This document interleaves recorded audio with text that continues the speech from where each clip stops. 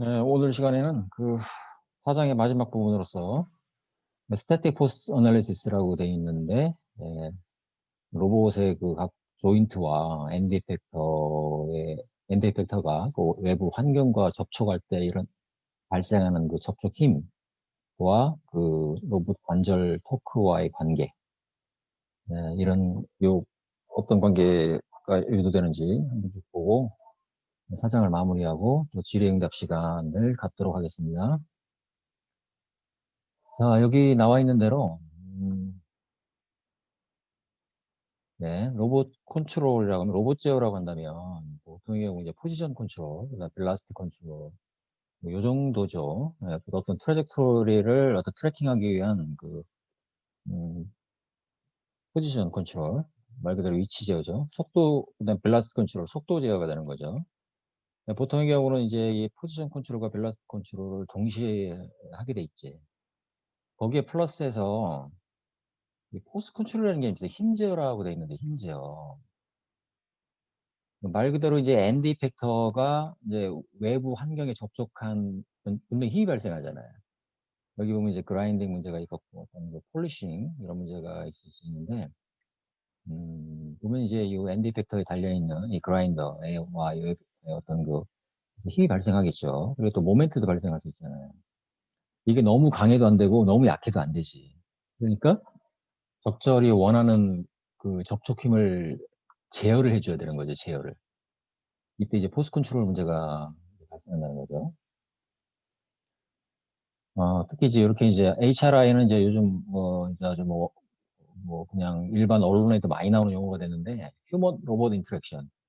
그러니까 인간과 로봇의 어떤 그 인터랙션, 접촉 문제 이렇게 되는 거죠. 미래 기술에서 HRI 기술이 굉장히 중요한 이슈가 되고 있는 거죠. 기계와 인간과의 접촉이죠. 기계와 인간이 어떤 공유할 수 있으려면 이 HRI 기술이 선결 조건이라고 할 수 있는 거죠. 인간의 안전을 위해서 우선은. 그 다음에 뭐 꼭 인간의 안전뿐만 아니라 어떤 인간과의 어떤 휴먼 인터페이스를 통해서 인간의 의도를 기계에다가 전달할 수 있는, 또는 로봇을 어떤 기계로부터 인간에게 이 인터페이스를 통해서 인간에게 그걸 받을 수 있는 이런 접점이 되는, 그걸 우리가 보통 이제 HRI라고 얘기를 하는데, 이거 하나의 예로서 이 로봇의 핸드와 사람이 약수를 하고 있잖아요. 그래서 어떤 적절한 힘이 발생할 텐데, 우리가 힘이라고 정의하면 이게 이제 그 X, Y 지축에 대한 포스, 그 다음에 X, Y 지축에 대한 모멘트, 이 6개를 동시에 같이 얘기하는 개념입니다. 일반적으로는 그렇잖아요. X, Y 지축에 대한 포스, X, Y 지축에 대한 모멘트, 6가지가 가장 일반적인 힘으로 우리가 정의를 하는 거지. 그럴 때 이제 이게 적절한 어떤 그 힘으로 이제 악수를 하기 위해서는 너무나 어려운 문제가 되는데, 이게 이제 힘 제어를 하기 위해서는 일단은 힘을 센싱할 수 있는 센서가 있어야 되잖아요, 센서. 그래야만 그 힘 센서의 정보를 가지고서 이 로봇이 원하는 힘을 내고 있는가, 그 피드백을 할 수가 있는 거죠. 그럴 때 이제 여기 포스 센서라는 게 있어요, 포스 센서. 또는 이제 정확히 말하면 포스 토크 센서라는 게 있는데, 그래서 이 센서도 굉장히 중요한 이슈가 되고 있습니다. 그리고 로봇 공학하는 사람 중에 이 포스 토크 센서에만 집중하는 사람들도 꽤 돼요. 네, 그래서 전통적인 뭐 옛날에 정말 20, 30년 전만 해도 보통 이제 포스톡 센서 생각하면 이렇게 얼마 할까? 이 직경이 한 7cm? 이 정도 되고, 높이가 한 3cm? 이 정도 되는 게 보통 일반적이었거든? 이걸 갖다가 이제 육축 포스톡 센서, 이렇게 해서 보통 이제 판매를 했었는데, 그 당시에 거의 한 1,000만 원 했어요. 20년 전에, 20년 전에. 무려 20년 전에. 근데 이제 요즘은 내가 잘 알고 있는 다른 대학 교수도 수십만 원 수준으로 이런 육축 포스토크 센서를 자기가 개발해보겠다 해가지고서 상당히 우수한 성과를 냈죠. 뭐 포스토크 센서 내부에는 이제 어떤 스트레인 게이지의 어떤 조합으로 되어 있는데, 이거 어려운 기술이죠. 또 이제 이런 포스토크 센서는 뭐 재료비 몇 푼이나 들겠어요. 사실은 이제 여기서는 이제 어떤 센서 조금 어려움만이 될 수 있는데, 센서 캘리브레이션, 이게 가장 핵심이에요. 그러니까 이제 여기서 발생하는 신호와 실제 힘과의 그 릴레이션십, 그걸 밝혀내는 걸 보통 캘리브레이션 한다고 이렇게 얘기를 하거든. 그게 핵심적인 기술이라고 볼 수가 있죠. 이런 센서가 그 고가, 여러분들 이제 나중에 어떤 센서를 다룰 때 센서가 도대체 왜 이렇게 비싸냐. 그 자이로 같은 거 보면 진짜 보면 자이로 얼마나 해고 보면 그냥 성냥감만한 자이로가 왜 돈 1,000만 원씩 하느냐. 재료비가 1,000만 원 들겠어요, 그게? 그게 아니지. 거의 그러니까 그 회사, 그 기업의 노하우예요, 노하우. 그 노하우는 다름이 아니라 캘리브레이션 기술이야. 그러니까 어떤 그 하드웨어의 어떤 뭐라고 해야 되나, 그 자체 퍼포먼스보다는 그죠, 실제 물리적인 힘과 그 신호와의 연관성을 밝혀내는 것이 핵심적인 기술이라고 볼 수가 있습니다. 보통 이제 요즘은 이제 옛날에는 보통 스트레인 게이지 베이스로 이런 뭐 포스토크 센서를 뭐 주로 했는데, 요즘은 이제 뭐 맴스 센서 형태로 나오고 있고, 뭐 자이로도 그렇죠. 자이로 같은 경우도 뭐 전에는 완전 기계식 자이로, 뭐 김불 속에 이제 김불 4개가 해서 안에 이제 플랫폼이 이제 딱 플랫폼을 유지하면서 김불 4개가 막 돌아가는, 말 그대로 그냥 미사일에 들어가는, 그게 전통적인 그 자이로, 보통 INS 시스템이라고 얘기하죠. 그렇게 했는데 요즘은 거의 다 맴스 자이로를 쓰고 있죠.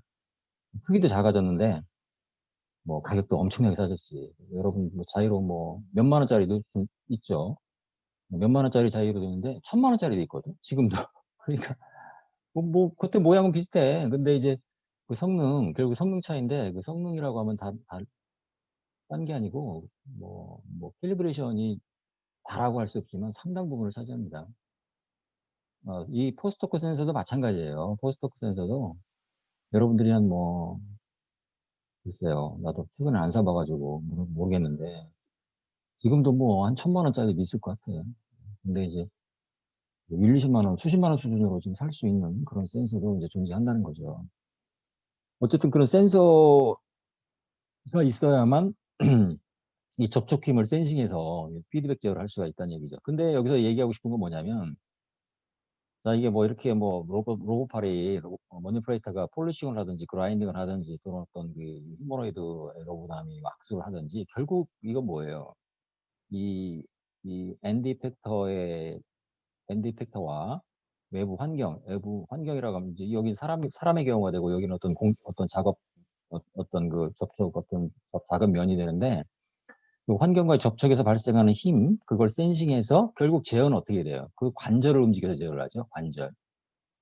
물론 이제 이렇게 이제 여기 로봇 핸드 같은 경우에는 이제 그 손가락, 로봇 핸드 핑거에서 잡는 힘이 또 그 자체가 또 모니플레이터죠. 이 핑거를 생각한다면 그 자체가 모니플레이터가 되는 거거든. 이 핑거 움직인다면. 근데 이제 만약에 이런 그라인딩이나 폴리싱 문제 같은 경우 보면 어떻게 될까요? 팔을 이렇게 움직여서 그라인딩을 하잖아요. 그러니까 이제 관절의 토크를 이용해서 결국은 엔드 이펙터의 힘을 제어할 수밖에 없다는 얘기죠. 마치 이제 엔드 이펙터의 어떤 포지션과 벨라시티를 제어한다는 것은 관절을 움직여서 제어하는 거잖아요. 관절. 힘 제어도 마찬가지지. 힘 제어도 결국 이 관절에 어떤 적절한 토크를 가해줌으로써 엔드 이펙터의 적절한 그 힘을 발생시킴으로써 그 디자이어드 포스 앤 토크를 유지하거나, 또는 이제 포스 토크 그 프로파일을 따라가도록 만드는 이제 그런 제어를 수행하게 된다, 그런 얘기죠. 그래서 이런 힘 제어를 수행하기 위해서는 이 관절 토크와 이 엔드 이펙터의 접촉 힘과의 그 릴레이션십, 그거를 밝히는 것이 가장 기본이라는 걸 여러분들 이해할 수 있잖아요. 결론 간단해. 예, 이겁니다. 결론부터 보면 이렇게 돼. 여러분들이 3장에서 구했던 자코비안의 트랜스포즈로 이 외부 힘, 여기 F라는 것은 포스 앤 토크 6x1 벡터라고 생각하면 되는 거야. 그럴 때 자코비안 트랜스포즈로 이것이 관절 토크로 전달된다, 그런 얘기입니다. 그러니까 3장에서 구했던 그 자코비안의 그 매트릭스를 가지고 여러분들이 그 외부 엔드 이펙터의 접촉힘과 그 관절 토크와의 대응 관계를 구할 수 있다. 유도도 간단하죠. 이렇게 뭐 가상일의 원리라고 해가지고 간단하게. 타스크 스페이스란 말이 나오고 조인트 스페이스란 말이 나오는데, 타스크 스페이스는 말 그대로 엔드 이펙터예요. 엔드 이펙터. 스페이스란 말은 이제 수학적인 용어인데 뭐 그냥 공간이라고 생각해도 되고, 엔드 이펙터의 작업 공간을 얘기하는 거죠. 조인트 스페이스는 말 그대로 조인트를 의미하는 거예요. 그러면 이제 만약에 그 가상일의 원리라는 것이 자 이렇게 그 엔드 이펙터가 외부 환경과 접촉하는 힘과 엔드 이펙터의 변이 델타 P의 도트 프로덕트는 각 조인트의 토크와 조인트의 그 로테이션와의 도트 프로덕트와 같을 수밖에 없죠. 왜? 로봇이 작업한다는 것은 결국 관절을 움직여 작업하는 거니까. 그러니까 엔드 이펙터를 별도로 따로 움직이지 않죠. 관절의 일을 해서 그 결과로서 엔드 이펙트도 일을 하는 거지. 그러니까 이건 동일할 수밖에 없다는 거지. 그래서 F 트랜스포즈 델타, 이건 이제 왜 트랜스포즈 해주냐면 벡터의 도트 프로덕트를 해주기 위해서 그렇게 한 거예요. 그러니까 F라는 여섯 방향의 힘과 이 델타 P라는 것은 이제 그 엔드 이펙터의 미소 변이를 의미하는 건데 그 미소 변이는 뭘 의미할까요? 결국 이제 벨라시티죠. 이걸 시간에 대해서 미분하면 결국 속도가 되는 거죠. 네. 이거는 토크도 이제 그 관절 수에 따라서 토크의 벡터 수가 결정되겠죠. 그거에 따라서 그 관절의 또 어떤 그 앵글러 벨라시티와 또 토크가 해주면 이 둘은 같을 수밖에 없다. 이게 이제 버추얼 워크, 그러니까 가상일의 원리라고 얘기를 하지. 예. 가상일의 원리라고에 대해서는 아마 다른 역학 과목에서도 조금씩 나오지. 예. 거의 유사한 개념입니다. 그래서 이제 교과서 노테이션보다는 이렇게 요 노테이션을 쓰는 게 좀, 그래서 내가 별도로 썼는데, 예. 교과서 노테이션 이렇게 쓰는데 뭐 복잡해가지고. 그래서 여기부터 이제 F 트랜스포즈 델타 P 이꼴 타우 트랜스포즈 델타 Q 하면 바로, 예, 여기서 이제 이런 관계가 나오는 거죠. 예. 여기 있죠? 예. 그거부터 이렇게 관계가 나온다. 아주 간단하지. 네. 물론 여기서 이제 자코비안 릴레이션십에서 이렇게 여기 이제 자코비안 릴레이션십, 자코비안 관계죠. 엔드 이펙터의 미소 변이는 조인트의 미소 변이에 대하여 자코비안의 관계가 있다. 이게 이제 디퍼런셜 모션에 대한 자코비안 관계였죠. P 닷 이퀄 J Q 닷이나 델타 P 이퀄 J 델타 Q나 동일한 얘기가 되는 거죠. 델타 P에다가 J 델타 Q를 집어넣어주고 우리 트랜스포즈를 취해주면 관절 토크는 외부 힘, 엔드 이펙터의 접촉 힘에 대해서 자코비안 트랜스포즈의 관계를 갖는다. 이렇게 되는 거죠. 이게 결론이야. 예. 이후에는 그래서 요걸 보면은 요거 먼저 결론부터 먼저 얘기를 했는데 그러니까 이제 이거 다시 한번 얘기하면 이게 이제 이거 예를 들어서 뭐 어떤 로봇 팔로 로봇 머니플레이터로 예를 들어 칠판에다 글씨를 쓰는 문제를 생각해 보자는 거야. 쉽지 않죠. 예. 물론 그런 문제 그렇게 얘기할 수는 있어. 꼭 제어를 해야만 글씨 쓸 수 있는 거냐? 그렇지 않죠. 적당한 힘으로 누르면서 그냥 제어하지 않고 글씨를 쓸 수도 있지. 예.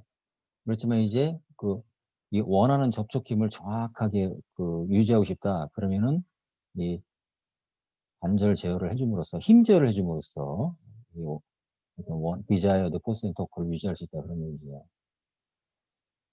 그래서 이 카테시안 스페이스를 이건 이제 엔드 이펙터의 작업 공간이라 작업 공간을 카테시안 스페이스라고 얘기하는데 이걸 이제 동일한 용어로 타스크 스페이스. 왜냐하면 실제 일은 여기서 하잖아. 얘들은 뭐 조인트의 운동의 결과로서 실제 일은 엔드 이펙터가 하는 거죠. 그래서 타스크 스페이스라고 합니다. 또는 이제 이걸 갖다 오퍼레이셔널 스페이스라는 그 논문에서 뭐 이렇게 얘기를 합니다. 다 같은 말이에요. 그래서 핸드 프레임에 들어오는 그 외부 힘과 모멘트는 이렇게 6가지. 그리고 핸드의 디퍼런셜 모션은 자, XY 지축에 대해서 그 다음에 트랜스레이션, XY 지축에 대한 로테이션. 조인트 스페이스에서는 조인트 토크는 레버러스 조인트일 경우 또 프리즈메트 조인트일 경우에 따라서 이렇게 토크 또는 어떤 그 프리즈메트 조인트 같은 경우 그냥 리니어 포스가 되겠지. 네. 그 다음에 조인트의 디퍼런셜 모션은 이렇게 델타 Q로 표시하십니다.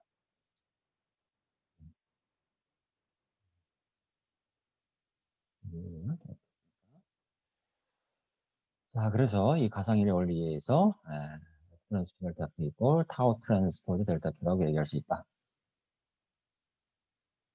결론적으로 타우는 조인트 토크는 외부 엔드 팩터에 인가되는 외부 힘에 대해서 자코비안 트랜스포즈의 관계를 갖는다. 그러니까 어떻게 될까요? 만약에 그 포스 컨트롤 한다는 얘기는 예를 들어서 이제 뭐 육축 힘, 포스의 모멘트를 다 제어할 뭐 그런 가장 일반적인 경우 그렇게 되겠지만 한 방향의 힘만 제어하겠다. 그러면 F의 벡터가 정해질 것이고 그럼 F에 대한 어떤 그 기준 어떤 그 기준. 그러니까 레퍼런스 포지션, 레퍼런스 벨라스티가 아니라 레퍼런스 포스가 결정해질 수 있겠지. 그거에 대응되는 어떤 조인트 토크를 결정할 수가 있는 거죠. 그러니까 힘제어를 하더라도 힘제어를 한다는 것은 결국 이 조인트의 토크를 통해서 엔드 이펙트 힘제어를 구현한다. 네. 그래서 그 포스 컨트롤 지금 얘기를 했었는데 이제 그 모르겠어요. 요즘의 트렌드에서 아직도 포스 컨트롤은 뭐 중요한 문제가 되고 전통적인 어떤 그 로봇 제어 문제가 되는 거거든. 네. 근데 이제 그 다음에 이제 여러분들이 혹시 뭐 글쎄요 학부생들이기 때문에 뭐 대학원생들이라면 이런 얘기를 조금 더 슬라이드를 더 준비했을 수도 있는데 지금 그리고 로봇공학에서 이 코스의 내용에 이제 이 포스 컨트롤은 다루지 않죠. 교과서에서 나와 있지 않고. 근데 뭐 논문은 찾으려면 뭐 얼마든지 찾을 수가 있어요. 근데 이 포지션 컨트롤과 지금 포스 컨트롤을 이제 동시에 한다는 얘기인데 그렇잖아요. 어떤 경우는 이제 포스 컨트롤 단독으로서도 뭐 아까 칠판에 이제 글씨 쓰는 문제 같은 경우는 적절한 힘을 제어를 하면은 결국 포지션은 그거에 따라서 대응해서 이제 맞춰지겠지. 근데 어떤 경우에는 이 포지션 컨트롤과 포스 컨트롤을 동시에 하는 그럴 필요가 있거든. 그런 걸 보통 이제 하이브리드 컨트롤, 하이브리드라는 개념이 나오죠. 하이브리드. 그러니까 두 개를 동시에 병렬 제어 이렇게 되는 건데 우리가 아까 이제 칠판에 글씨 쓰는 문제도 이렇게 칠판이 있어요. 칠판이 있으면은 이게 이제 그 어떤 엔드 팩터가 이제 그 뭐 이렇게 정확하게 이제 이쪽 방향으로는 이제 힘 제어를 해줘야 되고 이제 이쪽 방향은 거꾸로죠. 이게 이제 이쪽 방향 그렇죠. 이쪽 방향은 힘 제어를 해줘야 되고 이쪽 방향 위치 제어를 해줘야 되고 이렇게 서로 오사고나라게. 그러니까 미는 방향으로는 접촉 방향으로는 힘 제어. 그다음에 이 글씨를 쓰기 위해서는 움직여야 하잖아요. 그러려면 이제 위치 제어를 해줘야 된다. 이렇게 되는 거지. 힘 제어, 위치 제어를 동시에 해줘야 되는 그런 경우가 되는 거죠. 예를 들어서 내가 이제 뭐 이렇게 뭐 가라는 글씨를 쓰려면 어떻게 되겠어요? 이걸 따라 움직여야 하잖아. 움직이려면 이 포지션 제어가 되는 거지. 근데 따라가면서 적절한 압력을 유지하는 것은 이쪽 방향으로 힘 제어가 되는 거지. 이건 그러니까 이렇게 글씨를 이렇게 쓰는 이것도 어떻게 보면 트레젝토리가 되는 거지. 그 모장에서 주제가 되는 트레젝토리. 이 글씨의 이 경로가 XY 좌표상에서 정의가 되어야 되는 거죠. 수학적으로 정의되어야만 로봇의 엔드 벡터를 따라가는, 이 경로를 따라가는 제어를 할 수가 있는 거죠. 네. 그런데 이 로봇 제어에서 이거 이제 뭐 조금 써봤는데 이렇게 포지션 제어, 뭐 속도 제어, 포스 컨트롤 이걸 이렇게 따로따로 해야 되느냐? 좀 이걸 그냥 한 번에 그냥 동시에 해결할 수 없느냐? 그래서 나온 개념이 이른바 임피던스 제어라는 개념이에요. 이게 임피던스 제어라는 것도 여러분들 임피던스 개념을 잘 알지 모르겠는데 메커니컬 임피던스 제어라는 건 뭐냐면은 말 그대로 이제 그 로봇 엔드 팩터와 환경과의 적절한 임피던스를 유지하는 제어를 하겠다는 거거든. 네. 그래서 어떤 이 개념은 뭐냐면 여기서 자세히 얘기할 수는 없지만은 이 포지션 컨트롤과 포스 컨트롤을 적당히 아우르는 개념이 이거예요. 적당히 아우른다. 참 말이 애매모호한데. 네. 그래서 그러면 이제 임피던스라는 개념이 나오는 거죠. 그래서 이제 이거를 또 그런 의도가 충분히 나올 만하잖아요. 포지션 따로, 포스 컨트롤 따로가 아니라 이걸 다 아우르게 한 번 해버리자. 이런 개념. 그다음에 이제 컴플라이언스제어라는 또 개념이 나왔어요. 컴플라이언스라는 것은 이제 수능이란 말이에요. 수능 뭐 이런 수능제어 이런 말인데, 그러니까 이제 로봇 엔드 팩터가 환경에 접촉할 때 너무 강한 충격을 주거나 받으면 안 되잖아요. 그러니까 포스 컨트롤하고 연관돼 있는 거죠. 그러니까 컴플라이언스 컨트롤을 하기 위해서는 포스 컨트롤이 자연스럽게 따라와야 되는 거고, 또는 이렇게 얘기할 수 있죠. 컴플라이언스 컨트롤의 방법에는 포스 컨트롤과 임피던스 컨트롤 두 가지 방법이 있다. 이렇게 얘기해도 맞습니다. 그래서 이제 컴플라이언스 컨트롤이라는 것은 그 외부 환경과의 접촉을 어떻게 다룰 것이냐의 문제가 되는 거죠. 네, 그러니까 이렇게 로봇 제어에서는 이 포지션, 위치 제어, 속도 제어 외에도 이렇게 힘 제어에 관련된 개념들이 존재하고 있다는 걸 참고로 얘기하다 보니까 상당히 장황하게 얘기를 했네.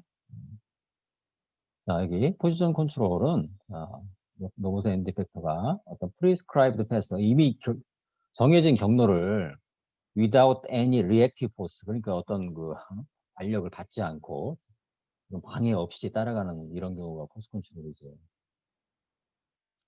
근데 그게 포지션 컨트롤이죠. 그다음 포스 컨트롤이라는 것은 여기 나와 있듯이 로봇 엔드 팩터가 unknown surface, 그러니까 이제 어떤 접촉할 수가 있잖아요. 그리고 uniform depth while getting the reactive force. 그렇죠? 이제 발력이 들어오잖아요. 접촉은 발력이 들어오는데 그 발력을 갖다가 유니폼하게 어저스팅, 조정한다 그런 얘기죠. 그럼으로써 어떤 이 타스크를 이제 수행하는 그런 경우에 이제 포스 컨트롤이 필요하다 그런 얘기죠. 예, 예를 들어서 여기 보면 방금 얘기했던 얘기죠. 이렇게 이런 개념이 나오는 거죠. 이거 포스 컨트롤을 위해서는 이제 센서로서 액티브 센서가 필요하다. 네, 여기 보면 이제 요 패기놀, 유명한 패기놀 타스크 예를 들었는데, 어떤 이런 거도 이제 근데 이런 패기놀 타스크 같은 경우는 꼭 포스 컨트롤 해야만 가능하냐? 또 그건 아니에요. 이 패기놀도 굉장히 유명한 문제입니다. 이거로도 수많은 사람이 박사 논문을 썼어요. 이거 그러니까 포스토크 센서 없이 해보자, 그런 어떤 접근 방법이 있고, 그러니까 그렇잖아요. 이게 꼭 눈으로 봐야 되느냐, 우리가 눈 감고도 뭔가 이렇게 찾아가듯이 폐기놀 작업을 갖다가 어, 센서 없이 수행할 수 있는 방법은 또 정말 말 그대로 정확하게 그냥 XYZ 좌표로 이 홀의 위치를 선택에 들어가서 집어넣는 어떤 그런 폐기놀하는 그러한 작업, 이런 것도 유명한 로봇 제어 문제 하나로서 그냥 넣어본 거예요. 사람은 너무나 쉽죠. 근데 로봇은 너무나 어렵지.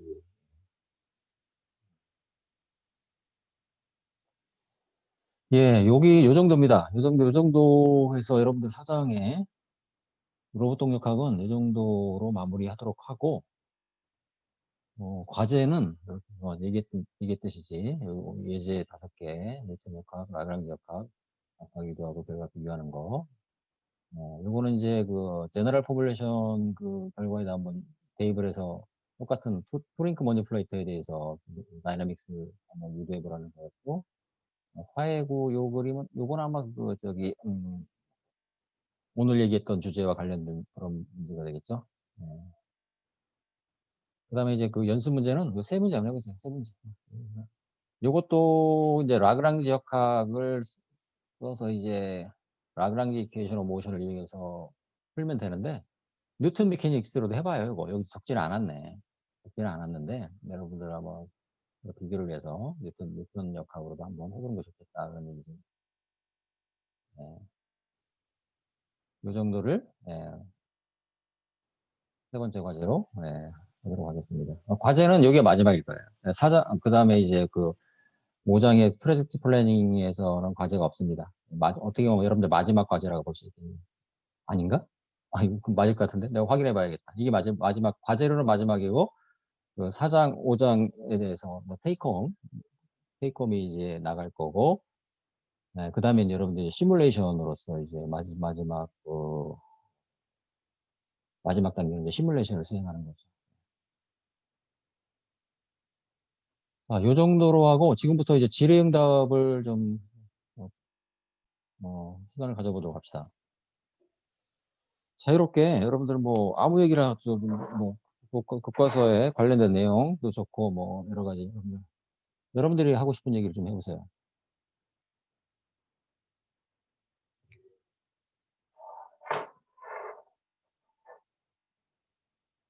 지정을 해야 되나? 위에부터 이렇게 또 이렇게 내가 또 그냥 순서를 정해주면 또 질문하고 자기 얘기도 하고 그렇게 하거든. 어디부터 맨 위에 박지연부터 한번 얘기해 볼래? 박지연. 너 얘기 좀 해봐. 너 얘기. 뭐 질문도 좋고 얘기요? 의견도 좋고 뭐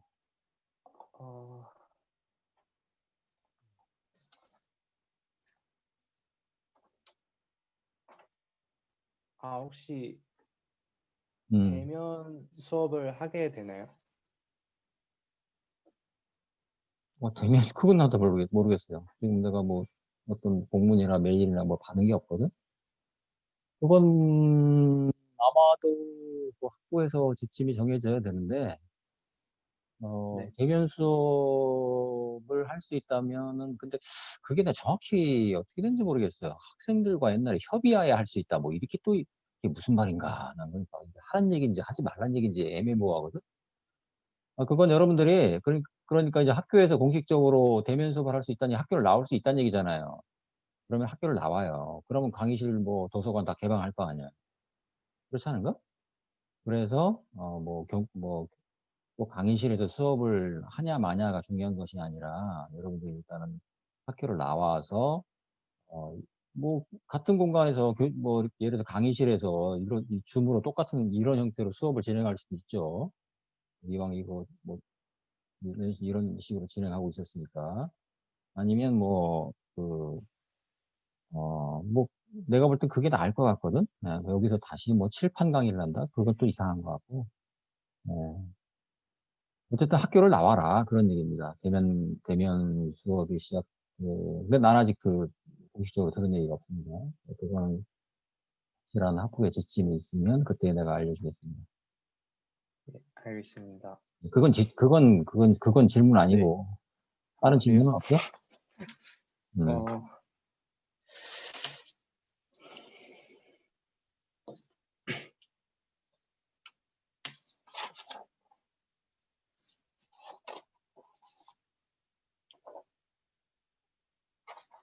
네, 그럼 생각해보고 그다음 네. 누구니? 얘기해봐요. 네.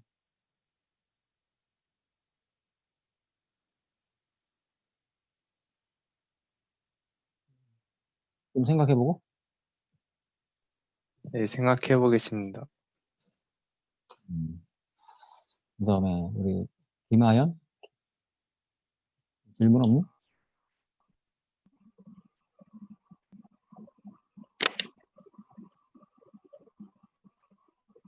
안 들리는데?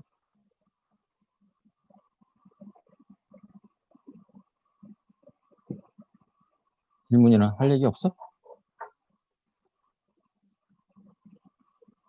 너무 당황하는 것 같은데?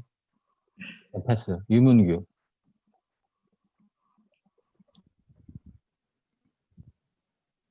질문이나 본인의 견해나. 그게 따로 뭐 없는 것 같습니다. 우리 아무 얘기라도 만들어서 할 수 있어야지. 임기응변 할수 있어야 되는 거죠. 4학년쯤 됐으면. 글쎄요. 뭐 아직 이제 경험이 부족하고 훈련이 안 됐고. 나도 뭐 여러분들 나이 때 뭐 비슷했겠지 뭐 달랐겠어요? 근데 이제 옛날 시절 생각났다고. 이제 자기 의견을 이렇게 얘기하는 그런 훈련은 또 굉장히 중요해. 그다음에 또 누구냐? 정성원? 네, 질문이나 견해나. 그, 이제 만약에 포지션 제어나 속도 제어 할 때 이제 그 각각의 조인트에 대해서 PID가 다 들어갈 텐데 음, 그러면은 그 예를 들어서 만약에 팔이 이렇게 있다가 이렇게 펴진다라고 하면 음. 이제 각각이 가져야 되는 자세가 있지만 약간 순서 같은 게 필요하지 않습니까? 그렇죠. 그런 부분은 혹시 어떻게 되나요? 그건 이제 넓은 의미의 플래닝 문제라고 볼 수가 있는데, 네, 그게 이제, 근데 이제 그 5장에서 다루는 플래닝은 그러한 어떤 그 아주 가장 기본적인 그 이른바 큐빅 스플라인, 그러니까 3차 폴리노미얼, 5차 폴리노미얼, 그 정도만 다뤄요. 여러분들 5장의 내용은 그게 다거든? 네, 근데 이제 말 그대로 이제 그 서울에서 대전을 가는 길이 지금 고속도로도 있고 KTX도 있고 국도도 있고 뭐 얼마든지 있잖아. 아니면 네, 서해안으로 돌아가지고 저 부산으로 해가지고 거슬러 올라올 수도 있잖아. 네, 그것도 길은 길이지. 근데 이제 네, 그럼 어떤 길이 정답이냐, 어떤 시퀀스가 정답이냐는 건 없어.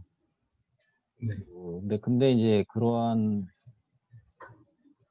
이른바 이제 수학적으로는 어떤 그 목적 함수, 오브젝트 펑션을 정해서 보통은 이제 그 오브젝트 펑션을 최대화하거나 최소화하거나 그게 최적화 문제죠. 옵티마이제이션. 네, 옵티마이제이션 문제로 포뮬레이션을 보통 하죠. 그래서 그 어떤 그 수학 함수를 보통 이제 인덱스라고 보통 얘기를 하고 그래서 그 인덱스를 맥시마이즈 또는 미니마이즈하는 그 최적화 문제의 솔루션을 그 트레스토리라고 결정을 하죠. 그렇게 해서 이제 나온 솔루션의 모양이 보통은 이제 피지컬한 형상, 피지컬이 이제 또 받아들일 수 있는 그런 형상으로 나오는 것을 이제 기대하고. 그러니까 이제 가끔 보면 이제 특히 그 생각나는 게 그 로봇 양팔 작업 같은 거 있거든.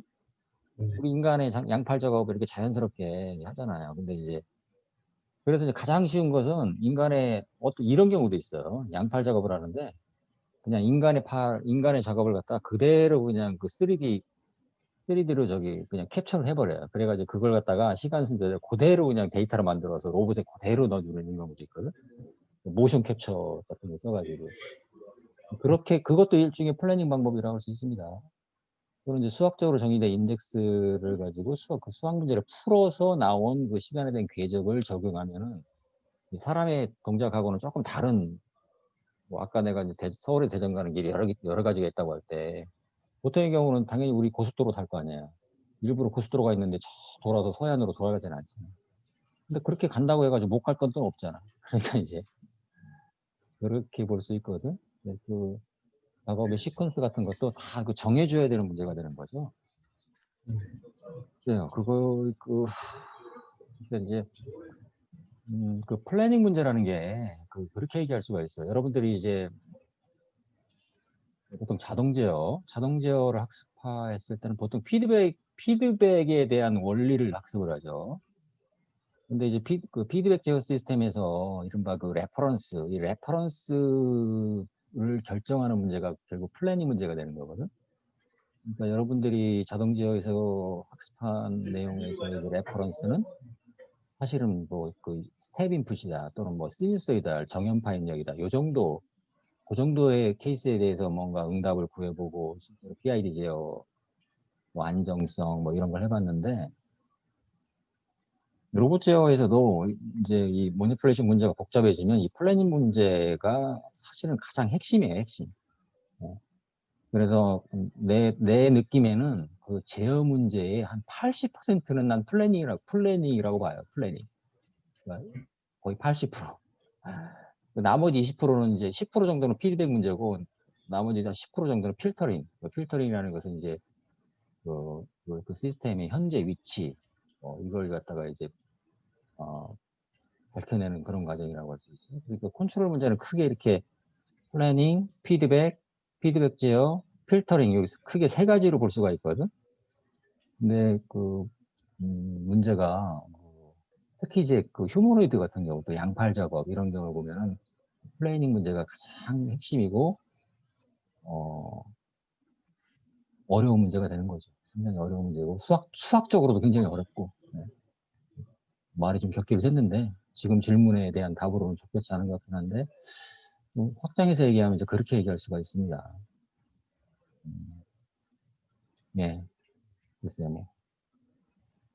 또 다른 질문. 심혜리 질문해볼래? 그중에 질문을 제일 잘한 것 같은데. 오늘은 약간 자제하고 있네. 다른 친구들에게 기회를 주려고 그러네.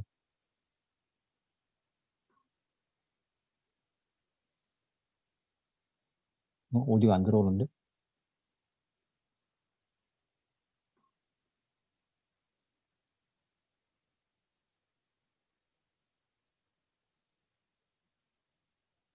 안 들어온다. 오디오가 설정이 잘못된 것 같은데?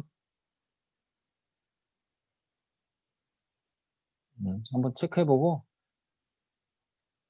황성경? 질문 내지는 의견 내지는 하고 싶은 얘기.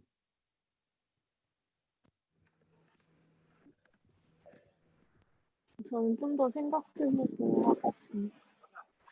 그동안 생각했는데 조금 생각한다고 뭐 나오고 있어. 글쎄요.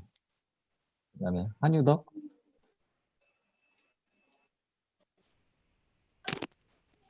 저도 좀만 더 생각해보면 안 되겠습니까? 지금까지 한 몇 분 더 생각한다고 나오겠네. 그 다음에 이거 황장호? 선생님 혹시 그럼 5장이 끝나면은 바로 이제 프로젝트로 시뮬레이션으로 진행하는 거겠습니까? 뭐 그렇죠. 네. 그러면 이제 수업은 어떻게 진행되는지 혹시 여쭤봐도 될까요? 그거는 여러분들이 그때는 여러분들이 매주 발표합니다. 쉽게 얘기해서 매주 발표하는데 뭐 일단은 그 시뮬레이션에 관한 그 PPT 강의를 뭐 한 2시간 정도 하고 그다음부터는 여러분들이 그 코드를 완성해 가면서 중간 과정을 이제 얘기하면 되는 거예요. 내가 어디까지 했다. 중간 과정. 예를 들어서 처음에 이제 그 미분 방정식 적분하는 론지쿠타 루틴부터 해가지고서 수업 때 간간히 얘기했잖아요. 일단 진자 모션부터 이렇게 봐라. 진자 모션. 원링크 진자 이렇게. 원링크 진자 모션. 그다음에 투링크 진자 이거부터 하고 제어하기 전에 일단 로봇부터 만들어야지. 그러니까 보철 로봇을 먼저 만들어야 되는 거죠. 그런 식으로 단계별로 이제 여러분들이 이제 그 코드를 완성해 나가면 되는 거죠. 그래서 내가 어디까지 했다. 그래서 뭐 막히면 어디서 막힌다. 이게 왜 안 되는지 모르겠다. 뭐 이런 거, 이런 얘기를 하는 겁니다. 그럼 여러분들이 그런 얘기를 공유하면서 서로 다른 사람들의 발표를 들으면서 여러분들이 이제 많은 도움을 받을 수 있죠. 그렇게 진행을 합니다. 예를 들어서 뭐 1인당 한 10분 정도, 그 정도 발표하는 식으로 해서 진행하다가 학기 말에 이제 최종 발표를 하는 거지. 그때는 좀 제대로 여러분들 결과를. 그리고 마지막 그 PPT를 보고서로 제출하는 거예요. 보고서로 제출해서 평가를 받는 거지. 처음에는 다 어려워하는데 매년 보면 그래. 매년 처음 보면 할 수 있을까. 근데 지금까지는 다 잘하더라고. 내가 볼 때는. 여러분들도 다 잘할 거야. 내가 볼 때. 이거는 그렇게 진행합니다. 선생님 그럼 월수 매 시간마다 이제 8명이 돌아가면서 9명이 돌아가면서 이제 발표를 하는 거겠습니까? 그리고 이제 대면 수업 되면 이제 강의실 나와가지고서 그 집안에만 있을 수는 없지. 자꾸 움직여야 되는데. 그 다음에 김성훈? 네, 음. 그냥 개인적인 궁금한 것들인데, 실제로 로봇 같은 거 구성할 때, 음. Q가 이제 조인트 앵글을 피드백해서 제어하는 식으로 막 PPT 슬라이드 봤던 것 같은데, 근데 뭐 저희가 서버 모터 같은 걸 쓰게 되면은 알아서 뭐 그 제어 NPC 내에서 이렇게 컨트롤 되기도 하고 아니면 DC 모터를 써서 피드백 제어를 하는 건지 그런 뭐 실존에 대해서 좀 궁금한 게 있어가지고 네. 네, 그럼 뭐 어떻게 대답할지 모르겠네. 그렇죠. 보통 이제 서버 모터를 사면 그 서버팩이라고 해가지고서 이제 그 서버팩에 컨트롤러가 들어가 있지. 그래서 외부에서 어떤 그 커맨드를 넣어주면 그 속도 제어가 됐든 위치 제어가 됐든 그 모터 축이 그 명령을 따라가도록 그 서버팩이 구성되어 있죠. 서버팩 내부에는 이제 PID 로직이 이제 심겨져 있는 거거든. 여러분들 이제 그걸 갖다 소프트웨어적으로 이제 구현해 본다고 생각하면 되는 거지. 제가 뭐 어떤 시뮬레이션을 구현할 때 그럼 뭐 서버 모터로 이제 뭐 서버 모터처럼 모델링을 하는 건지 아니면 DC 서브 모터를 모터 모델링이다. 글쎄요. 그거는 굳이 필요하진 않죠. 예. 그건 이제 어떤 의도로 질문인지를 좀 보는데, 이제 로봇 머니플라이트 다이나믹스. 그래서 이제 이렇게 생각하면 되는 거죠. 여러분들이 이제 운동 방정식을 의도했어요. 그럼 그 조인트 토크 파트가 있잖아요. 조인트 토크. 첫 번째 타워 1, 두 번째가 이제 타워 2가 있다면, 이런 얘기는 나중에 시뮬레이션 할 때 많이 얘기할 건데, 오늘은 좀 그러네. 그래서 근데 그 토크를 내는 어떤 기기적 장치가 그게 모터죠. 그래서 지금 한 얘기는 이제 이 모터에서 토크를 발생하기까지의 모터라는 것은 이제 그 여러분들 응용과학 실험 해봤잖아. 그래서 이제 모터의 토크가 발생하는 것은 그 모터의 어떤 커런트를 흘려서 그 커런트에 비례하는 토크가 발생하는 거거든. 그래서 모터의 코일에 흐르는 커런트와 이 토크와의 관계, 요게 이제 그 모터만의 다이나믹스거든. 그거는 까지는 고려를 안 하고 시뮬레이션 해도 문제는 없어요. 왜냐면은 이제 그 모터의 명령으로 들어가는 것은 보통 실제 모터 같은 경우 어떤 전압이나 전류 명령으로 들어가거든. 그리고 그거의 모터 일렉트리컬 다이나믹스에 의해서 토크가 발생하죠. 그 축에. 근데 그 다이나믹스를 고려할 필요가 없는 것은 그 일렉트리컬 다이나믹스는 이 암의 머니플레이터의 다이나믹스보다 밴드위스라는 개념이 있죠. 밴드위스로 뭐 수십 배 빠릅니다. 그러니까 커런트나 전압 명령이 들어가자마자 바로 원하는 토크가 바로 발생한다고 생각해도, 우리가 다이나믹스라는 게 뭘까요? 다이나믹스라는 것은 어떤 커맨드에서 뭐 출력이 나올 때까지 트랜지언트를 보이는 그런 시스템을 우리가 다이나믹 시스템이라고 얘기하죠. 수학적으로는 그 미분 방정식으로 표현되는 거고, 그러니까 모터는 스태틱하게 내가 원하는 토크 명령이 들어가면 그냥 나온다. 이건 이제 다이나믹스를 고려하지 않는다는 의미가 바로 그렇게 되는 거죠. 조금 어려울라나? 그래서 이제 그냥 머니플레이터의 그 미분방 정식만 고려해서 시뮬레이션해도 문제는 없다. 지금 한 질문에 대해서는 조금 더 공부를 하면 개념을 잡을 수 있을 거예요.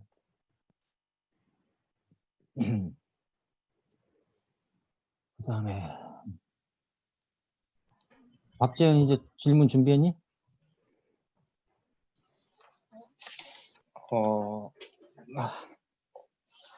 아직 못했습니다. 또 얘기 안 한 사람이 누구지? 이 중에서? 교수님, 저 질문 하나 또 드려도 될까요?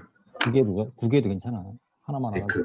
그 아까 김송문 학생이 물어봤던 것처럼 만약에 모터를 모델링을 한다고 하면 이제 저도 그거 관련해서 뭔가를 하고는 있는데, 이제 1차 시스템으로 해서 PWM 신호가 들어가면 이제 그 바이어스들을 가지고 그 마지막에 끝단에 나오는 걸 이제 프로펠러를 달아가지고 나오는 그 추력으로 만들고 싶은 과정이 있는데, 이제 그럼 교수님이 말씀하신 것처럼 이제 동적인 부분이 들어가기 때문에 만약에 1000이 들어갔다고 해서 1000으로 바로 도달하는 게 아니라 약간의 딜레이가 있은 뒤에 올라가지 않습니까? 그래서 만약에 그 부분을 그러면 약간 모델링을 한다면 그 1차 시스템으로 해서 바로 스텝이 들어가는 게 아니라 그 지수적으로 해가지고 모델링을 하면 어떤지 한번 여쭤보고 싶어가지고 질문 글쎄요. 그건 뭐라고 얘기할까? 그건 이제 상대적인 거죠. 지금 한 얘기는 네. 모터 자체를 플랜트로 볼 때는 지금 한 말이 맞는 거예요. 그러니까 무슨 네. 얘기냐면, 모터 자체가 플랜트라는 얘기 뭐냐면, 모터에 들어가는 입력과 모터의 출력 자체, 그러니까 말 그대로 싱글 모터 제어가 되는 것이고, 네. 근데 머니플레이터라는 건 거기 모터 축에 지금 이제 어떤 그 링크 장치가 붙어 있잖아요. 네. 아까 그래서 밴드위스라는 개념을 얘기했는데, 그러니까 이제 그렇게 얘기할 수 있는 거죠. 지금 PWM 말이라도 있는데, 그거는 이제 모터 드라이브에서 실제로 전력 공급하는 방식의 일종이거든. 그런 걸 다 수학적으로 모델링해서 이렇게 할 필요는 없지요. 이거는 이제 너무 과도한 거고, 그러한 걸 모델링해서 실제로 어떤 이런 로봇에 붙인다고 해가지고 그 효과가 나타나진 않는다는 거죠. 그렇게 얘기할 수 있는 거죠. 근데 그 모터, 그거는 이제 오히려 거꾸로 얘기하면 어떻게 얘기를 해야 될까? 금으로 좀 해서 넘어갔거든요. 뭐 어디서 들어온 얘기예요? 제가 그 연구실에 있어가지고. 아, 그래서, 네. 네네. 명함 만든 게 그렇게 얘기하는 게 맞는 것 같아. 네, 그렇게 얘기하고, 지금, 액추에이터 자체의 성능에 관한 얘기라면 지금 한 얘기, 그렇게 얘기할 수 있죠. 그러니까 이제 그 모터에 어떤 그 부하, 로드가 걸려있지 않은, 그리고 이제 실제로 이제 정밀 제어 분야에서는 이제 그렇게 하기도 합니다. 그거는 이제 케이스 바이 케이스인데, 뭐 마이크로 수준의 어떤 그 제어를 하는 그러한 그 문제에서는 액추에이터의 다이내믹스도 고려를 해서 시뮬레이션 하기도 해요. 근데 뭐 지금 이런 매크로한 모니터에서는 그런 문제는 아니죠. 수학적으로 모델링해서 이렇게 뭐 같이 시뮬레이션에 반영하지는 않는다. 그럴 필요가 거의 없다. 왜? 해봐야 효과가 예를 들어서 1%도 차이가 안 날 것이다. 뭐 이런 거지. 그렇게 얘기할 수 있겠네. 누가 또 얘기 안 했니? 아, 얘기했나? 아까 심의를 얘기하는 것 같은데? 네, 이게 들리십니까? 잘 들려요. 그 3장에 음, 저희 23페이지에 자코비안 음, 오리엔테이션에 관해서 잡을 때 음, 이거 쉽게 할 때 그 A들 뭐라 그러지? 이거 쉽게 잡는 방법이 A들을 그렇게 매트릭스를 만들어서 얘들을 이렇게 나열시키는 게 제일 쉬운 방법이 있지 않나요? 그때. 계속 얘기해봐. 네. 근데 이게 이 A들이 Z축이랑 바로 Z축과 이루는 각도를 이렇게 표현할 수 있는 게 아니라 코사인 값으로 이렇게 된 건데 코사인 값으로 곱해져 있는 이 각속도들을 더한다고 해서 최종적인 각속도가 되는지는 잘 모르겠어요. 글쎄. 뭐라고 얘기할지 모르겠네. 글쎄요. 그러니까 강의 노트에서 이해가 안 되는 부분이 있는 거네. 강의 노트에서 그 자코비안 부분. 예를 들어서 오리엔테이션 부분? 지금 얘기한 네, 거 오리엔테이션? 오리엔테이션에 음, 그 각속도, 엔드 이펙터의 최종 각속도가 다른 각속도의 합으로 표현이 됐는데 그렇지. 예. 각각의 각속도를 표현을 할 때 쉽게 음, 하는 방법이 음, A, 그 NOA 할 때 A의 그 음, 값들을 하는 거잖아요. 그렇지. 예. 왜냐하면 그게 네, 그 NO에서 AX, AY, AG가 그러니까 로테이션 매트릭스에서 AX, AY, AG가 네. 현재 지축이 기준 좌표의 XY 지축과 이루는 디렉션 코사인이죠. 근데 그게 그거 변환해줘야 코사인, 한다는 얘기거든. 예. 예. 그래서 그 그 코사인 얘기죠. 값들의, 음, 그쵸. 그 얘긴데, 그렇지. 예. 그, 그래야만 그러니까 이제 그게 어떤 축은 이렇게 돌고 있고, 어떤 축은 이렇게 돌고 있고, 어떤 축은 이렇게 돌고 있고, 각각의 XYZ 성분을 이 기준 좌표의 XYZ 축에 대해서 그걸 분해하는 과정이죠. 그렇게 볼 네네. 수가 있는 거지. 예. 근데 그걸 코사인으로 분해를 했으니까, 코사인으로 분해했다. 그 AX, AY, AG가 디렉션 코사인에 해당되는 거지만 그 각도를 우리가 직접적으로 이렇게 그 계산할 필요. 그게 이제 결국 트랜스포메이션 매트릭스에서 결과적으로 우리가 이제 AX, AY, AX, AY, AG 값을 알 수가 있는 거죠. 그건 분명하게 맞는 거지. 그런데 그 지금 궁금한 것이 뭐 다시 그런데 궁금한 게, 음, 그러니까,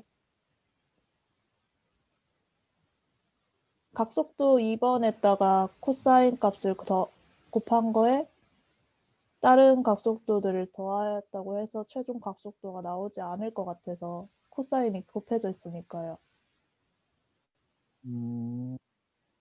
그렇지 않죠.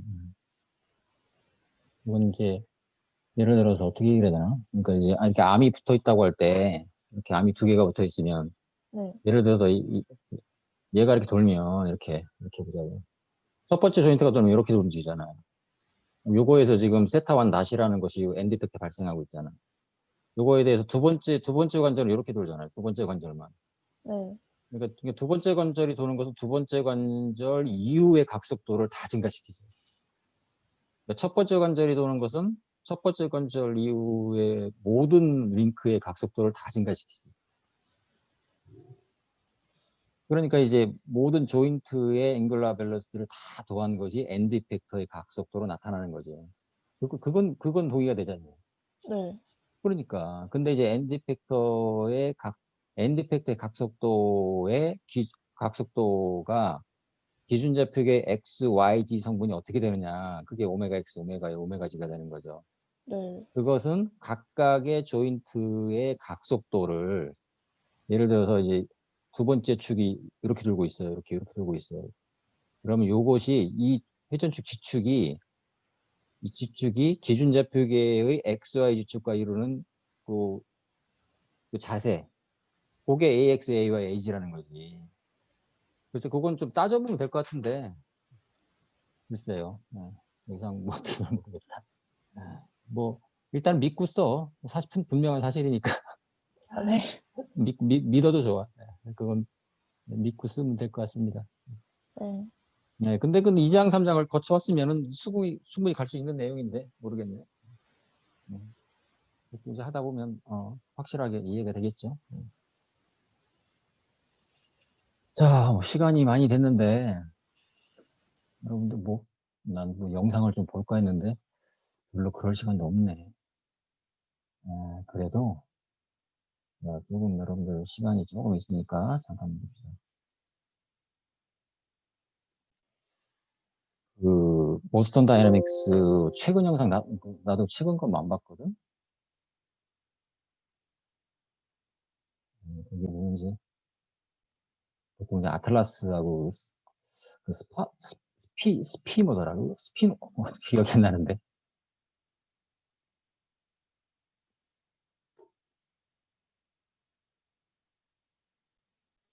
이거는 여기다가 걸어놨을 것 같긴 한데.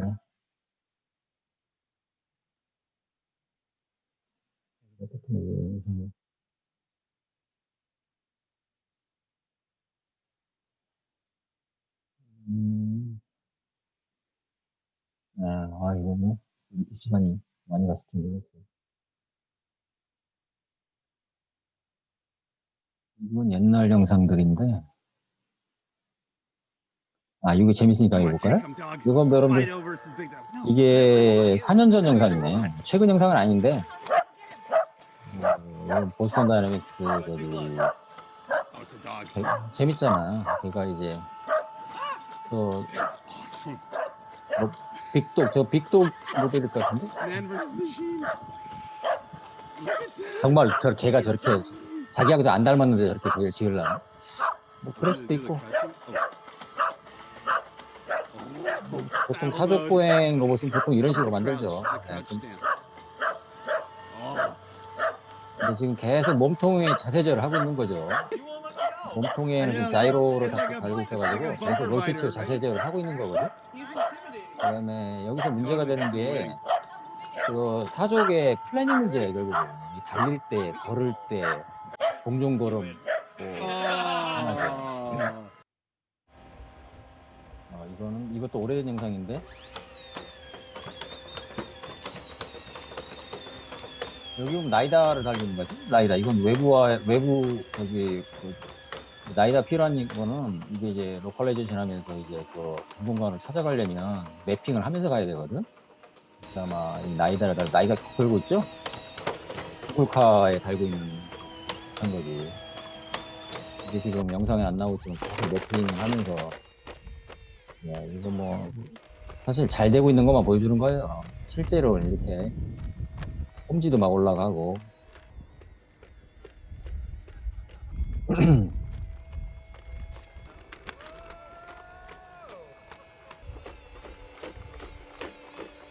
근데 실제로 지금 이게 얼마나 외부 환경을 좀 인식하고 있는지는 잘 모르지 사실. 항상 그 홍보 영상 좋은 것 잘 되는 것만 보여주니까. 계단 올라가는 것은 이거는 상당히 지금 인상적입니다. 왜냐면 이제 저 실패했을 때 금방 적응을 하거든. 이제 알고리즘으로 다 구현이 됐다는 얘기죠. 뛸 때 걸으면서 해보면서 해도 사적 보행을 하는데 지금 이제 이게 말처럼 달리진 않잖아. 그래서 걸음새 모양도 굉장히 다양해. 그런 게 다 플래닝 문제죠. 그리고 어떻게 보면 이건 플래툰이라고 볼 수도 있거든. 두 대가 서로 이렇게 나란히 가는 거. 보통 이런 거 플래툰 제어라고 하거든. 플래툰도 하고 있는 거지.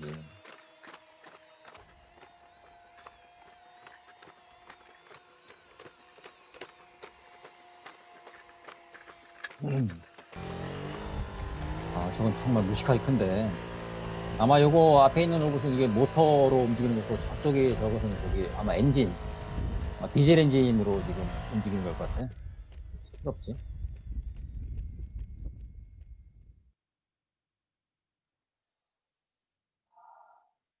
글쎄, 뭐 아무 로봇도 안 부서졌다는 얘긴데, 뭐 이런 것도 있고, 뭐가 있나요? 이게 최근에 보면 이게 최근 영상인가? 이건 6월 달에 올렸네? 최근 6월 달에 올렸는데 뭔가 볼까요? 나도 안 봤어 이거는. 그리고 이제 외부 환경과의 그 인터랙션 문제가 그냥 이슈가 되고 있는 거예요. 이런 험지 주행 문제.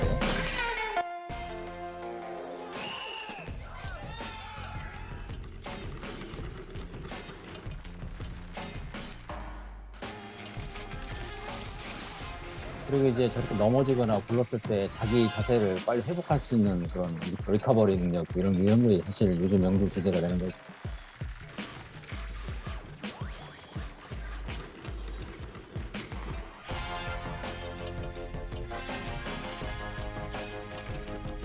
Robots are now helping healthcare workers at Brigham and Women's.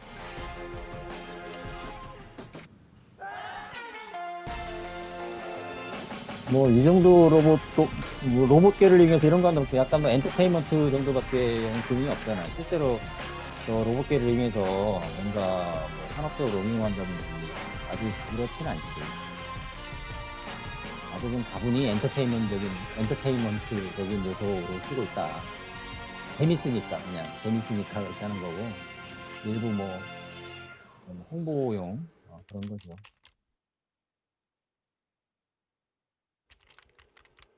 네, 이건 뭔가요? 바로 나오네? 이게 뭐, 스팟 론칭. 이게 로봇계 이름이 스팟이네, 스팟. SPOT, 스팟. 이게 근데 최근에 이걸 출시를 했다고 하는데 너무 비싸게 팔더라고. 이거 2억, 참. 2천만 원이라도 내가 살까 말까인데 2억이라고 하니 저 누가 사겠고 몇 명이나 살지 모르겠어. 그래도 뭐 꽤 팔리긴 할 거야, 아마.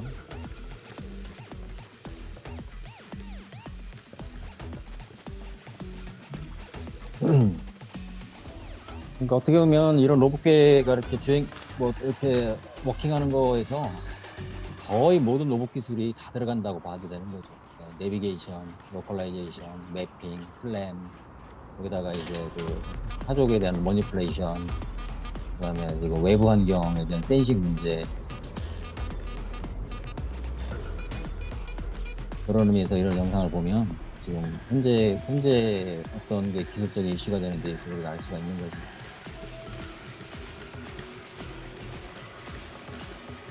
참고로 얘기하면 이러한 그 로봇 기술, 이런 모든 로봇 기술을 어떤 한 개인이 다 망라하기엔 참 힘들죠. 보통 자기 로봇공학을 전공하는 사람들 이 중에 자기의 전문 분야를 택하지. 그게 머니플레이션이냐, 어떤 그 내비게이션 쪽이냐, 센서 쪽이냐, 플래닝이냐, 그렇죠. 그러니까 이제 전반적인 분야에 대해서 이렇게 협력을 하고 어떤 한 분야에 대해 깊게 들어가는 게 보통 이제 전공자들의 어떤 그 추세라고 볼 수가 있는 거지.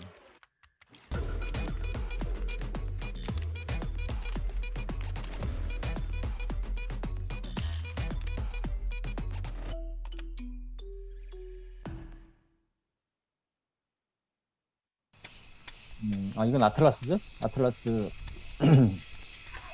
이것도 꽤 오래된 영상 같은데? Right on in.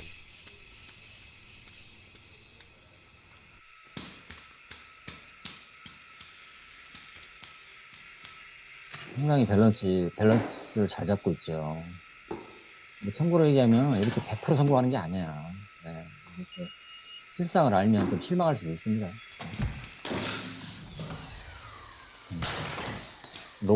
이걸 보고 기계가 불쌍함을 느끼는 건 이런 경우지. 이렇게 기계가 감정이 없을 텐데 불쌍하잖아. 아무리 기계라도 그렇게 무지막지하게 그냥 막 너무하다는 생각이 들지.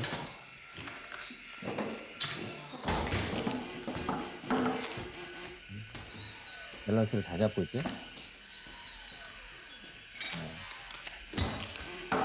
이 나이다로 계속 환경을 이식하면서 자이로에서 계속 균형을 잡고 있죠.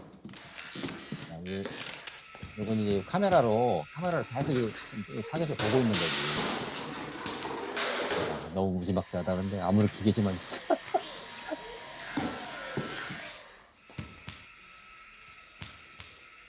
하여튼 영상은 재밌게 만들었어요. 왜 자꾸 기계를 때리는 거야, 근데. 참나. 아니, 무슨 폭력배들도 아니고. 참. 보기에 그렇게 편하진 않지?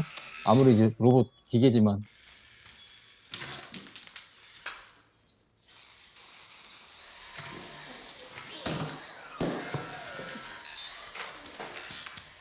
뭔가 악조건에서도 이제 자기 자세를 유지하면서 잘 대응한다 그런 걸 보여주려는 건데 저건 뭘까요?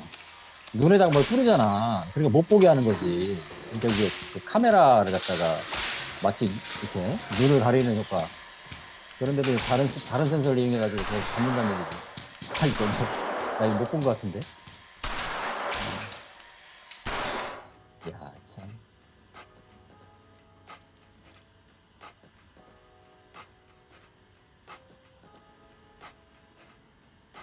이건 뭔지 모르겠어.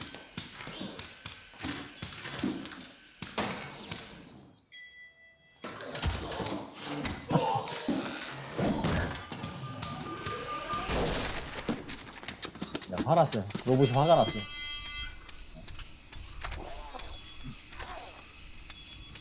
역전됐다 이제. 로봇이. 아이고 참.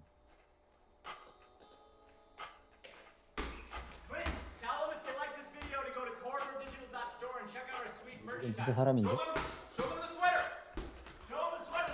이 로봇 영상은 CG로 통해서 이렇게 만들어진 영상입니다. 이게? 정말로? 예, 그렇습니다. 이 채널의 영상은 거의 다 CG로 만들어져 있습니다. 이 전체가? 예, 그렇습니다. 이것도 CG야? 예, 그렇습니다. 어디서 들었니?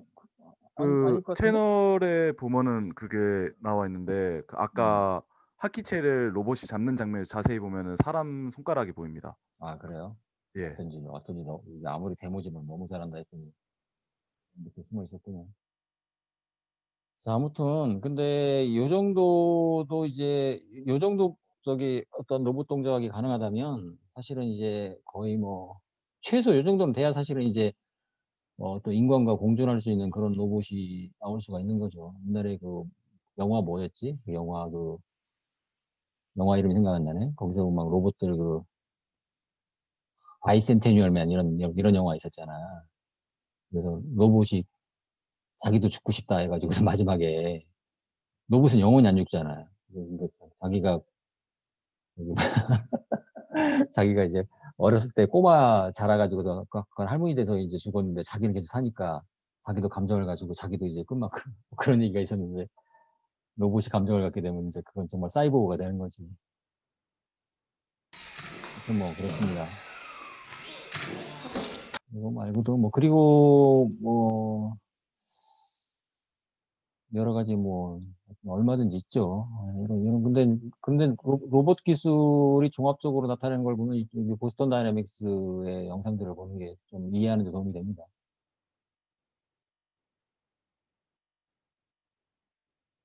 네, 시간이 다 됐는데 그리고 뭐 하는 거